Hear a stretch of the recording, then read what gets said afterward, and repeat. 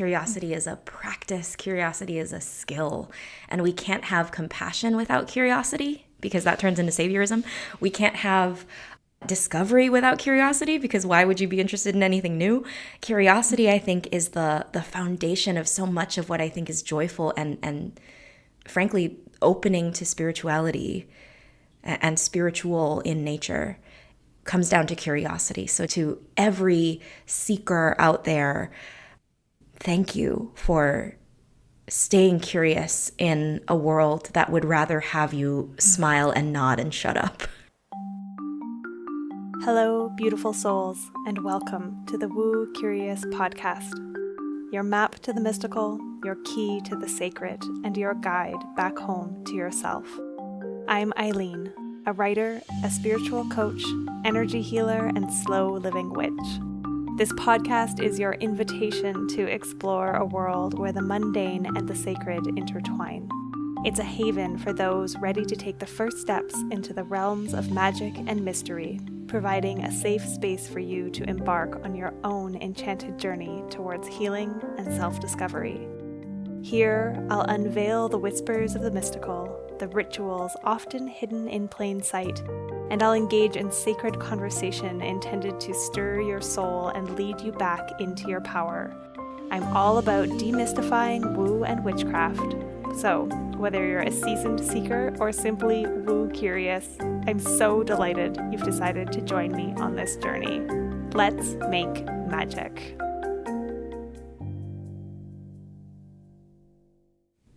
Hello, and welcome back, Woo Crew, to another episode of the Woo Curious podcast. I am your host, Eileen, and I am here today with a guest that I am so excited to speak to, Stephanie Keiko Kong. Stephanie is a public speaking and digital marketing strategy coach whose expertise spans over 22 years in teaching, radio, yoga, theater, and curriculum design. Their practice centers BIPOC, femme, and queer thought leaders, exemplified in her popular educational content across social platforms as Pony Ponytail. Stephanie is currently settled with their partner Joel and dog Toaster in Tongva Territory, Long Beach, California. We had the most incredible conversation getting to know each other just a few days ago, Stephanie, and I'm so excited to be here with you today. Welcome to the show. Thank you so much. It's delightful to be with you and all the Woo Curious listeners. I myself continue to be quite Woo Curious myself. I feel like the curiosity never goes away. When I started the show, it was because I was very much a beginner to all of it. And I was curious, but skeptical and like, I'm not sure what all this stuff is. And even though now I talk to spirits and move energy around on purpose, the curiosity doesn't go away. So I love that, that you're bringing that curiosity as well. I'm wary of anyone, to be very honest with you, who calls themselves an expert in any particular tradition. What I've learned again and again and again at the feet of masters and on spiritual journeys, etc., that even the most, I would say, spiritually advanced, if that's even a turn of phrase, among us humans will say, I'm just beginning, I'm just starting. A 95-year-old dedicated master of a particular tradition will say, oh, this is my second lifetime learning this tradition, and I'm just getting started. I think I know a few things now, but I'm just getting started. I'm a beginner. Yeah. Oh, I love that, bringing that awareness in. It's so true. I think those of us who are on any kind of journey recognize the further along we go that we are closer to the beginning than we ever might have imagined when we were truly at the very, very beginning. If I knew that I was at the beginning when I was at the baby beginning, I don't know that I would have persevered. Yeah, I think that's true of so many things in life. It's definitely true of entrepreneurship. That part.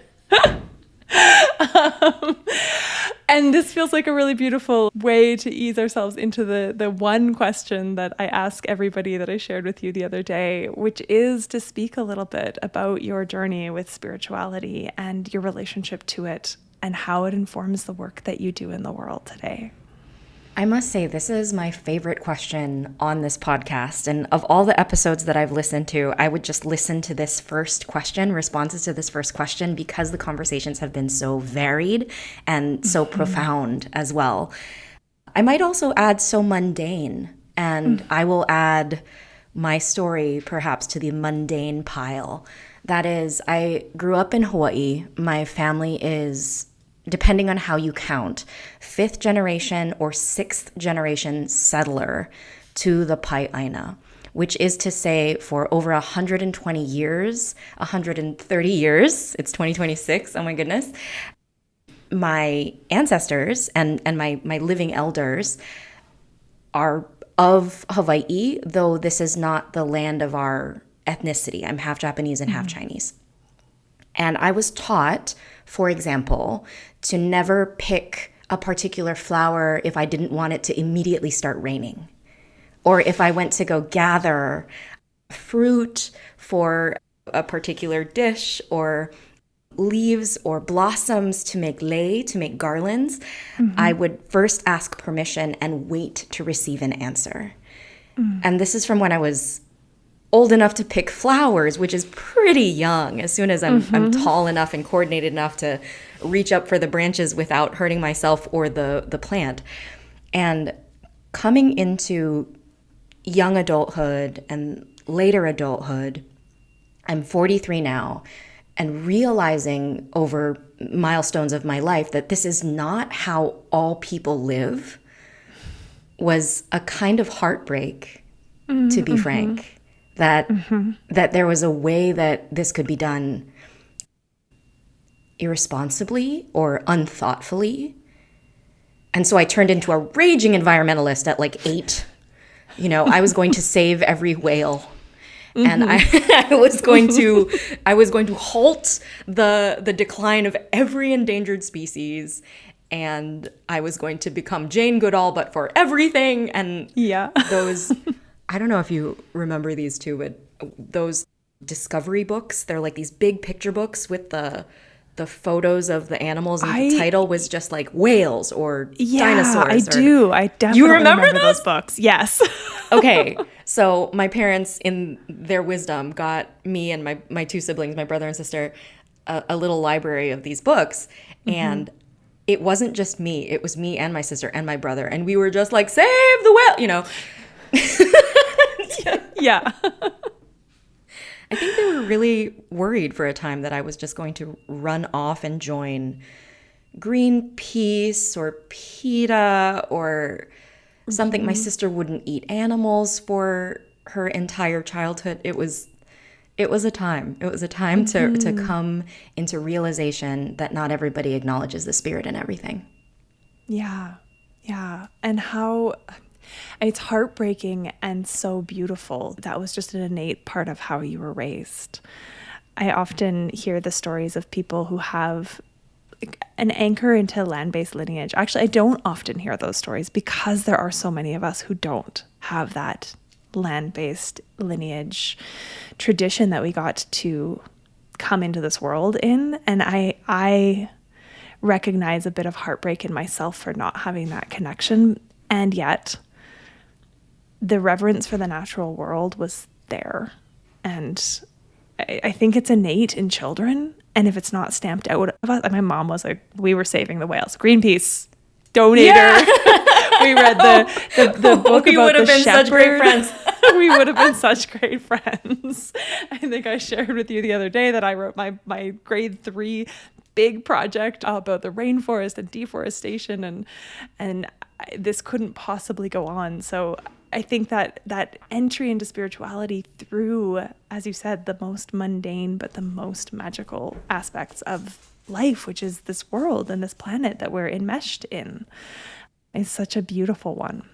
Absolutely. Absolutely. It strikes me as simultaneously tragic and incredibly hopeful, though, that in order to love the whales and to love the Amazon rainforest, I can start by loving the land under my feet. And that the way I am drinking at this time, I'm sipping from my mug of artisanal, like ethically sourced, et cetera, hojicha from a provider, a farmer in Uji, Japan. It's this beautiful, milled, roasted green tea. It has a nutty flavor and a just rich aroma. And I'm noticing the ways that my body digests this in so many ways. I'm looking at the color. It's this brown, rich, caramelly color, and the aroma is, in Japanese tea ceremony, they say, listen to the aroma. So I'm doing this thing, right? That seems like kind of intense, but it's also super mundane because I drink this every day. It's literally my cup of tea every afternoon because I'm 43 and I can't handle that much caffeine afternoon. Thank you very much. Yep. So unless I want to be awake until 3 o'clock in the morning, which is not ideal, no. Not a good time for me. It used to be 20 years ago, but no more. And I'm noticing the ways that this is so available to all of us. And it doesn't have to be a cup of sort of fancy tea. It could be a mango or a slice of bread.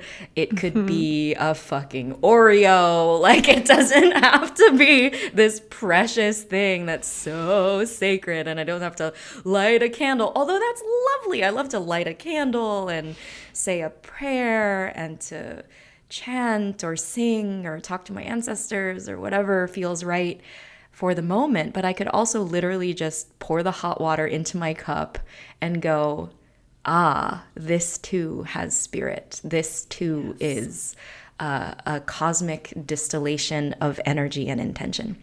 Oh, yes. And that simplicity of that act. I think that's something that I got really caught up with early on my own spiritual journey, and quickly it was like the rebel Aquarian in me was like, this is too complicated. Was just that, like, I wanted to connect into the more and to the energies, and I was like, oh, but these books of spells or like these elaborate rituals, and like they seem great, but I don't have the energy to do this. And yes, some days I do sit down and light the candle and do the more elaborate ritual activities, but most days I pour my tea and I stir intentions into my teacup with the milk. Beautiful. And that can be enough. I will tell you an embarrassing story that took me years to complete before I realized what I was doing. I started studying Sanskrit mantra as a student of yoga back when stretchy pants was its first trend, and when Lululemon was a baby company, and still covered sizable bottoms without being see-through. Indeed, before all of the various media upsets regarding this industry, I got really into the Sanskrit names of yogasana, and therein found my way into Ayurveda. My Ayurvedic doctor, one of them, Dr. Renuka Anvikar of New Delhi, suggested that I study mantra, because why haven't I studied mantra? Of course I should study mantra. This is an essential part of this modality. And so I started studying mantra and very dutifully got into more and more Sanskrit. And I thought, oh, I'm going to learn another mantra and another mantra and another mantra. And I memorized the Atmashtakam, for example. I memorized the Nirgunashtakam, and I could sing very faithfully. And I have a harmonium, I have a tanpura that was made for me in this tradition. And so lots and lots of study hours and practice hours. And the more I practiced, the more caught up I got in technique and knowledge and the kind of consciousness that is cognized. So academics, in other words. Instead of being with the sound, which was the whole point. I was missing the whole point. And my teachers were so very sweet. And they didn't make fun of me one bit when I was crying and realizing, I was like, I'm so sorry. I've been missing the whole point this whole time. And the knowing nod and the warm smile, like, welcome back. Oh my God, I felt like an idiot. And of course, this is my ego talking, but And how could you not, too, coming from, you know, a westernized culture, especially where that, like, the mind and the rational critical thought is prized above all else, and we squash the body and her intuition. I was a good student, Eileen. Right? I was a good student. A very good student. Yes. Straight A's. Please, when is the test? There is no test. Please give me homework that I can excel on and prove to you that I'm worthy. Oh, I'm so glad I don't have a standalone experience and this is relatable. Yeah, and that you got to that place of the understanding and it crushing humility, like, yes. Oh. And the beauty on the other side of it, of being able to feel the music and experience the sound. And yeah, what was that like? I will bring that myself moment to on the other tears side? now. Yes, yes. I will sing. Okay, this is all. I don't think this is embarrassing, but like, I don't know. I feel like this is a confessional as well. Like, I will bring myself to tears singing Beyonce. And why not? And why not? She says. Because it's the same. At some point I realized, right? I was just like, oh my God, wait, but every love song is a love song to the universe. But every love song is a love song to God. But every, you know, like this kind of, no drugs were consumed in the making of these realizations, although no judgment. Mm-hmm. I'll just leave that there.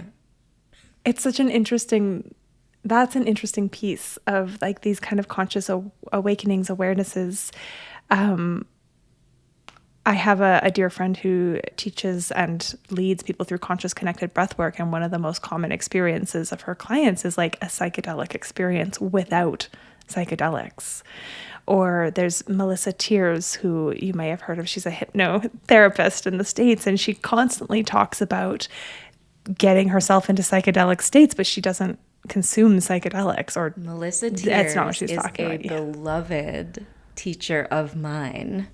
I completed her training. I can't remember what year it was, but since then, hundreds of hours in my own self-induction, so self-hypnosis for hypno-psychedelic application.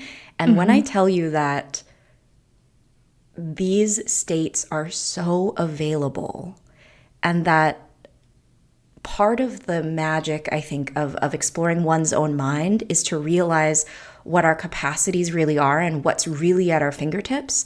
And this is sort of leaning into a conversational tangent more about power, but because of the skewed perspective of Western frameworks of thought and value on what power means and how power should be wielded and how relationship and consent are implicated with this, that there's sort of a disavowal of one's own power in favor of structural power. So when I took training with Melissa, and we continue to have, one of the best things about her training is that she has this bi-weekly supervision. So we continue to be in conversation with Melissa every other week, and she'll talk about these hypno-psychedelic states, and we can bring our questions and practice. It's so available, not unlike the cup of tea I have in my hand right now, that it's literally a hair's breadth away. And sure, I'm not going to do this on a crowded subway car. I'm not going to do this at the dinner table or the grocery store. But when I find a quiet moment, it might be a meditation practice. I might be having a music practice. I might have a hypno-psychedelic practice. And to me, these are all of a piece, because they're all within our capacity to recognize the sacred, if you like, or the divine mundane, if you like, or the cosmic consciousness, if you like. All of these words to describe the expanded states of awareness that can be achieved through unconscious mind techniques, plant medicine, coaching, you know, so many ways into the unnameable. Yeah. Ugh. And like, it just speaks to the power, again, like you said, of the ability to access these non-ordinary states of reality is another way that I've heard it phrased in the Celtic tradition. Non-ordinary states of reality. I just had to put that phrase in my mouth for a moment. Yes, beautiful. Go on. Yeah. And how I think there's this huge, and this, I love these tangents. I had this thought just land that, there's this big kind of surge in the popularity of psychedelic plant medicine, right? I'm seeing lots of people using psilocybin and even MDMA and things that are Chiron manufactured. in Taurus. And I think that there's, for so many of us, again, brought up in the Western tradition where we've been cut off from our bodies and living in our minds, the plants are a bridge that is so much more accessible for so many who aren't ready to put in the work, or potentially, and some of them are, but like, it just feels like a bit of a bridge that is like, you engage with this plant and you're going to have an experience of this greater web that we're a part of. Whereas to get there with something like self-hypnosis, there's some discipline and desire to like really, I don't know, get into the nitty gritties of ourselves that I feel like the plants get to kind of, you get to bypass, but then you don't get to bypass. I'm about to say something that's such a hot take. There are things that the Western machine of empire have not yet learned to colonize. And our physiological processes, some, not all, I think orgasms have been colonized. Our physiological processes have not yet been as exploited and manipulated and strung out as other physiological processes, right? So so digestion is one of those processes that we can have a tangent conversation about, fast food and like the industrial complex around that. But the intake of sacred smoke or sacred leaves or sacred bark, what have you, submits, I'm not sure that I like that turn of phrase, but I'll use it for now, submits one's physiology to a process that has not yet been shaped by the strictures and mandates of colonization. So when I digest something, I'm not controlling it from the inside, nor having it controlled for me from the outside. So when digestive effects take hold, we're having a closer experience of what an unbroken relationship to land and spirit might have been or might still be. Yeah. Oh, I've got chills all over.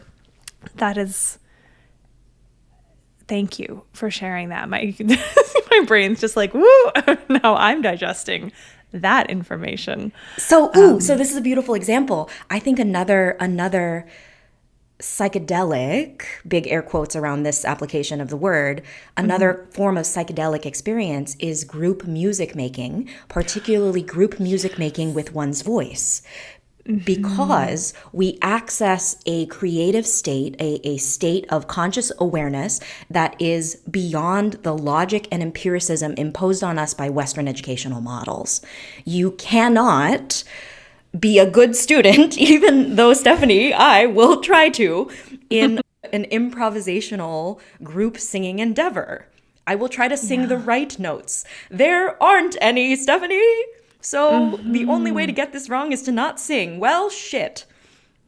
Now I find myself accessing a part of my brain, a part of my consciousness, an engagement of my body, an enlivening of my spirit that must follow these pathways that have not been ever disrupted by colonization. They have been redirected, they've been devalued, but they haven't been broken ever. Because I can't think of a single person that can, maybe it's just my limited social circle, but I know a lot of people. And every single person that I've met has some sort of experience with like, oh, I just love that song. Or I just got to get to a concert. Or, well, I was at this open mic and it just blew my mind. Or, oh, the children singing, they're caroling for the holidays or whatever. And it's so sweet and I cried. And I don't know what it was about this one speaker just moved my soul. Everyone's got this kind of firsthand experience with the transformative power of group vocal activation.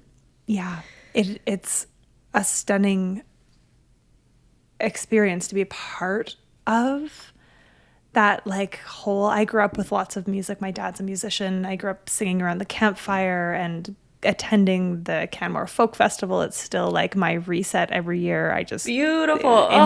like bathe in the sounds. Yes. And as an adult, I have fewer musical friends right now than I have in the past. And I miss that immersion and just playing with sound together without a need for an outcome or for it to be pretty, just to have fun with the sounds and the connectiveness too of that experience. Yes. It's primal. It's something that we do. Humans make music. Yes. Every spiritual tradition that I have ever studied or encountered, been a guest in a temple or a circle or a event, some sort of spiritual event of some sort, like whether it's a funeral in the Catholic tradition or any other kind of gathering. I offer this as a counterpart to what I said about psychedelic digestive effects. There are psychedelic singing effects, and I think they're similar. Yeah, well, and we know that certain frequencies of sound change our brainwave states, and so of course, sound. I am not a student of this research, but I've heard lots and lots about it, and it's compelling. Yeah, I feel like I get the sound bites of it as well. I haven't done a deep dive, but it makes so much sense. And it's just like that phrase that I use, the non-ordinary states of reality. I learned that from a Celtic. He calls himself a shaman. And I'll just be careful with that term. I know that it's specific to certain areas, but he was talking about using the drum, which is a Celtic tradition of this very specific 147 beats per minute drum beat. That's as a way specific. Of journeying. Yeah. Wow. It's very specific. And it is just this frequency that it's a bit activating. I'm just teaching this in one of my courses, and then one of the women was like, I feel like it speeds up my heartbeat. I was just gonna say, I'm trying to imagine 147, and it's quite fast. It's like it's lively. Dun, dun, dun, dun, dun, dun, dun, dun. Yeah. And it is, but if you can kind of release into it, it does. It ends up being this really beautiful way of, again, accessing a state where you wouldn't usually, and you can go on these journeys. And just the different ways that different cultures around the world have found to access these states, whether it's just in our minds or through sound or through breath or chanting together or alone. We're just cool. Hence my wariness around any research that suggests it's a discovery. I think. Oh yeah. I think I'm a judgy bitch, and when my judgy finger comes out, I'm just like, hold on a minute, about discovery of literally anything. Certainly, there's rediscovery, and there's revaluing or a rising levels of fluency. Yeah. I feel like what we're seeing a lot of these days, and for me, it was very helpful initially on my journey because my rational brain really wanted to latch on to facts and science and proving and research.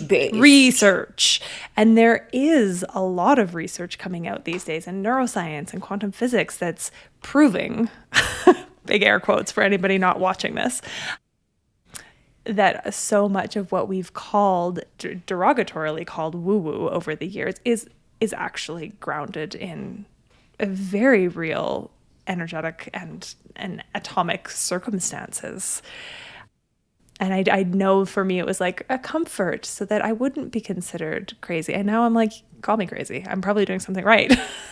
Absolutely. The willingness to reject the label of sanity, I think, is a revolutionary willingness, because the definition of sanity, what is normative, what is rational, what is logical, is predicated on the preferences and values of established power.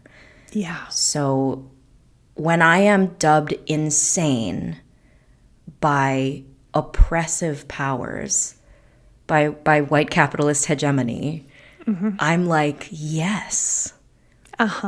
because I reject the capitalist reality that I think the researcher is named Mark Fisher coined the term capitalist reality. That is, it is easier to imagine a lifetime of struggle against oppression, capitalism, patriarchy, etc., than it is to imagine the future that comes after it. Yeah.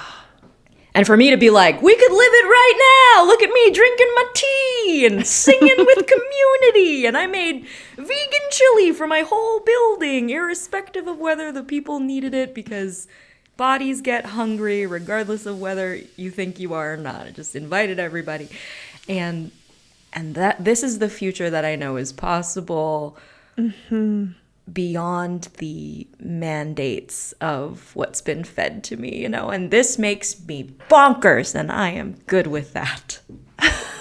And that's why we are here talking today, because we need more people who are okay with being labeled bonkers or, you know, off their rocker. All these sayings that we have to describe people who aren't abiding by the rules that our culture and the oppressive parts of our culture have come up with, and especially for folks in bodies that aren't white and male.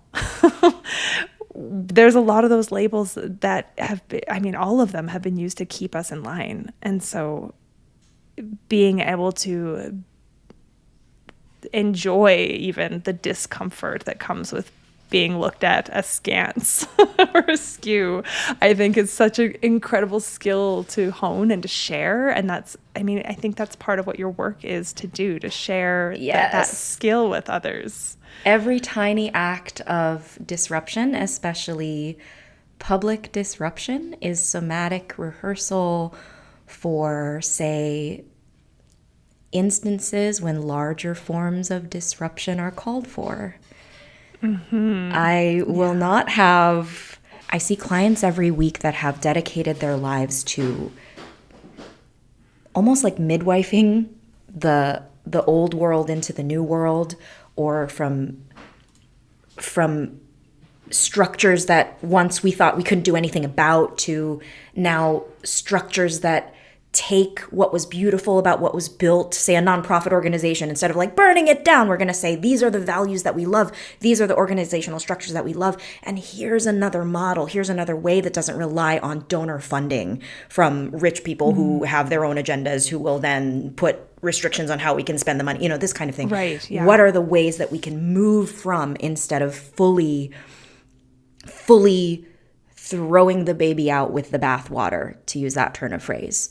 And oftentimes these clients have such clear sight about what hasn't worked and need practice exercising the muscle of imagination. And my Gen Z neighbors remind me of the phrase, Delulu is the Solulu. I love it. And this practice of imagination and world building is so available, but does require rehearsal. Like I am a theater actor by training, and actually, sidebar, last year in 2025, the Hawaii Shakespeare Festival put on a production of Hamlet, and I played Hamlet as the festival's first ever non-binary Hamlet. And this was such an unexpectedly beautiful and important contribution to the queer community in Honolulu, the queer arts community in Honolulu. There were a number of audience members that came out to me after and said, you know, after the show, we do the meet and greet, and they said, I didn't know someone like me could, I'm going to cry. I didn't know someone like me could play this role. Because it was written for a man. The Prince of Denmark is so named. And these things can be adapted. That's what art is, I think, is interpretation, adaptation, generativity, and not a relationship with necessarily ego, although that's implicated, but a relationship with what is and what is then possible, not unlike cooking. I can't make carrot soup without carrots. And so I need to have a relationship with the world I'm living in before I can create something new with its materials. So anyhow, I'm seeing these clients and we just practice imagination. We're like, what are you it. making? And not just what we're fighting against, but what we're fighting to, not even fighting, what we are dreaming and building and weaving for future us. Yeah.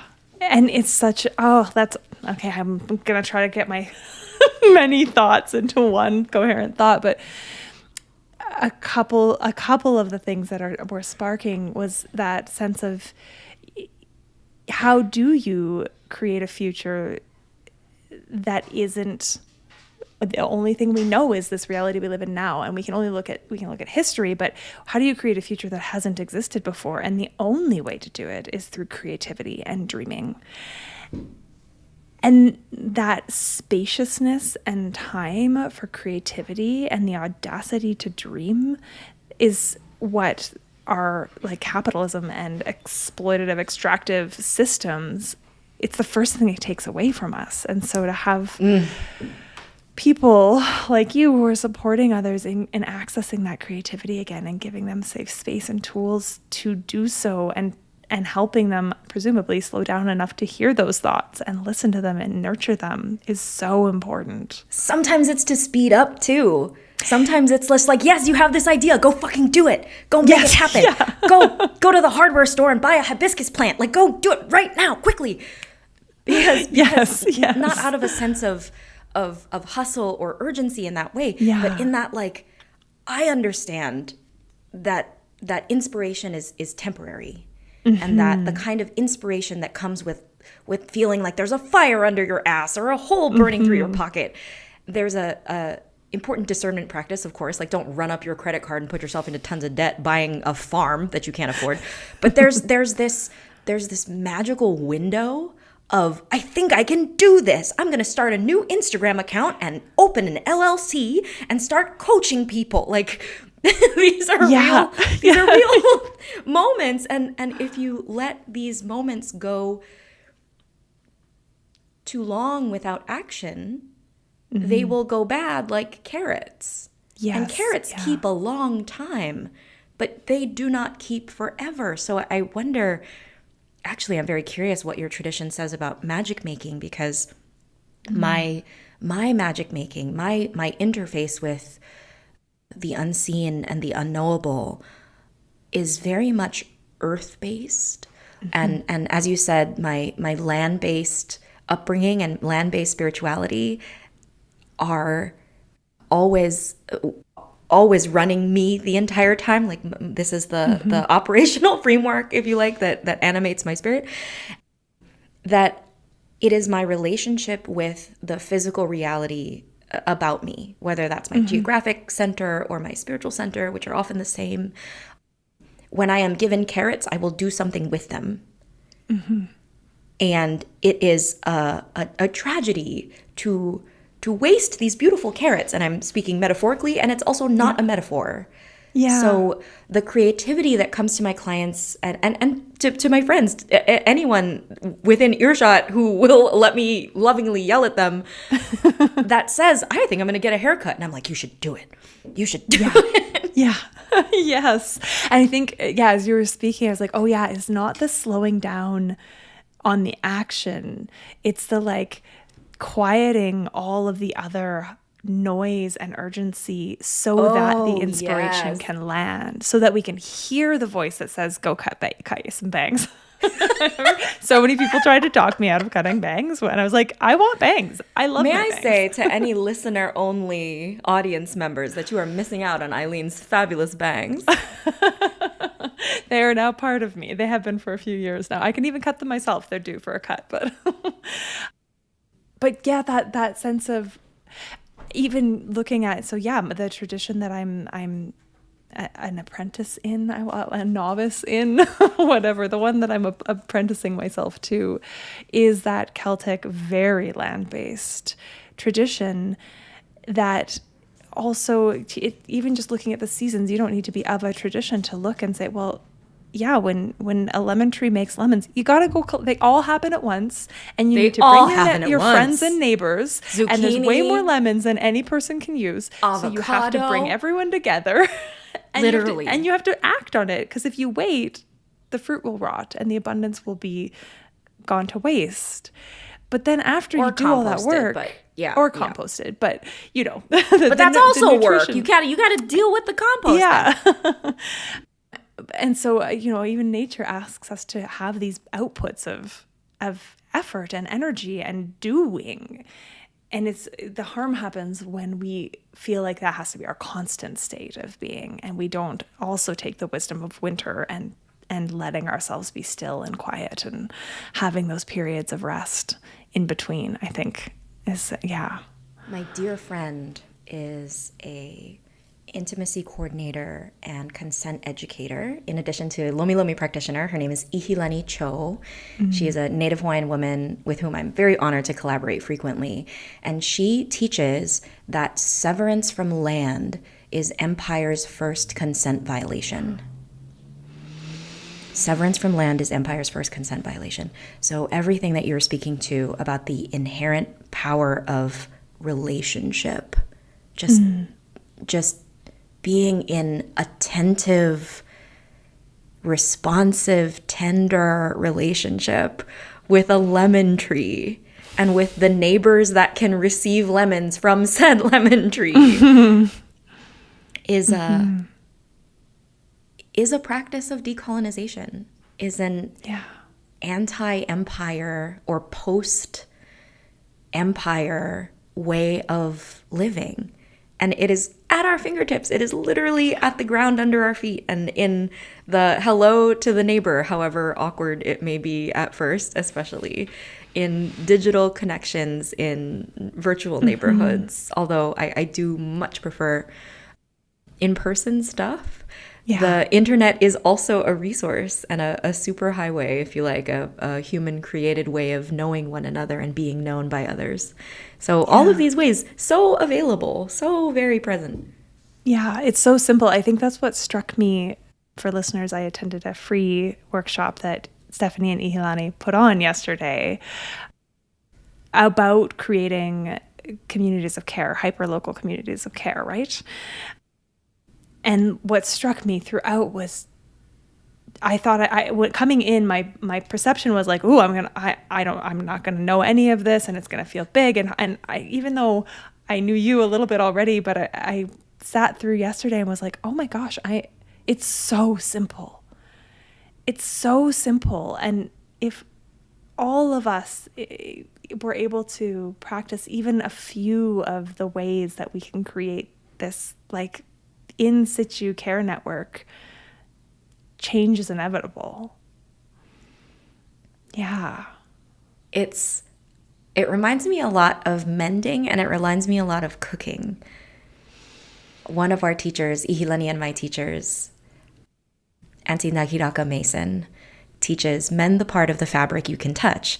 And she literally teaches sashiko mending, a form of traditional Japanese patching and mending. And it is a metaphor, of course. But she reminds me all the time that there are things, I could go out and buy the perfect shade match thread and stitch up my jeans pocket with this perfect shade of invisible to the discerning eye blue to match the fabric. Or I could do it in hot pink and make my stitches very visible. And both are great. But what do I have in my home? I have the hot pink thread in my home. So I will make the choices appropriate to what I have in my home. So too with the relationships I have with my neighbors. If my neighbors make me feel awkward or unsafe or unseen, I will continue to be a reliable neighbor, but I will not be their friend.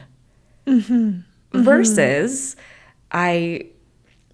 I will be friends with a neighbor that I share interests and values with, So my boundaries are always negotiable, and my self-knowledge is always being updated, and I won't make food with food I am allergic to. So, these micro decisions like stitching, cooking, neighboring, like all of these things seem to have this veneer when we first encounter these kinds of actions of insurmountable challenge. Yeah. And to your point, it's sort of like learning to cut one's own bangs, I imagine. Like, oops, those are short. And then the next time is better, First times happen once. That's it. Yeah. We could carry on forever. Indeed. And I'm bad at editing anything out, so I am mindful of bringing this to a this time conversation conclusion. I know there will be many more conversations in our future. As we kind of come to the end of today's chat, discussion, tangents, what feels like, is there anything you feel like you wanted to offer or share or invite people into that we haven't spoken about yet? Thank you for the invitation. My wish is always to connect with people and know where they are and what their values are. My online presence is the best way to get in touch with me and to stay in touch with me. And I am so nourished by knowing what work people are doing in the world. So the invitation is to connect with Pony Ponytail on any of the social platforms. I'm primarily active on Instagram, at least at this time. And everything that I'm doing this year is to do with neighboring. There is a liberatory leadership training that I co-teach with Ihileni Cho. There is an online group called Hey Neighbor that's all about the 17 habits to weave your hyper-local network of community care that we might offer again. We're about to offer it at the time of this recording, so I'm not sure that it will be available for join when you're listening to it. However, we are looking to do it again later on this year and certainly in 2027 next year. That being the case, my wish is to just connect with people. So I send out email updates whenever they arrive in my consciousness. And they're delightful. Thank you. Sometimes my ancestors just grab me by the ponytail and they're like, talk about this. And I'm like, okay. I would love to stay connected with people via email. Yeah, and I definitely, for everybody listening, I would recommend doing that because your emails are, every time I see them, like, oh, what am I learning about today? What whimsy? They're everything that you bring to this conversation, like that spark, the joy, the like juiciness of life that you have so obviously sunk in your teeth and comes through in your writing. So it's definitely, and I love that they're sporadic a little bit too. Like there's not huge volumes of them. And sometimes they come out like lemons, like yeah, and that's okay. The abundance. Sometimes it's right. Sometimes it's lemons, and sometimes it's a bushel, which is perfect. Yes, you get it. I just love talking to you, Eileen. And of course, all of the links will be below in the show notes so you can make sure you connect with Stephanie. Do you have any last words of wisdom that you want to leave listeners with before we go? For all the woo curious, I would just like to thank you for your continued curiosity. Curiosity is a practice. Curiosity is a skill. And we can't have compassion without curiosity because that turns into saviorism. We can't have discovery without curiosity because why would you be interested in anything new? Curiosity, I think, is the foundation of so much of what I think is joyful and frankly, opening to spirituality and spiritual in nature comes down to curiosity. So just to every seeker out there, thank you for staying curious in a world that would rather have you smile and nod and shut up. Well, I couldn't have said it better myself. Thank you so much for being here with me today, Stephanie. It has been an absolute pleasure, as I knew it would be. Thank you, Eileen. A joy, as always, to connect. And I do hope we connect again soon. I just absolutely love talking to you, and the community you've built here is fantastic. Thank you. The feeling is mutual. And for everybody listening, thank you so much. As always, please rate, review, like, subscribe, share it with a friend, all the things and all the places. And I will be back here with you same time next week. Bye for now.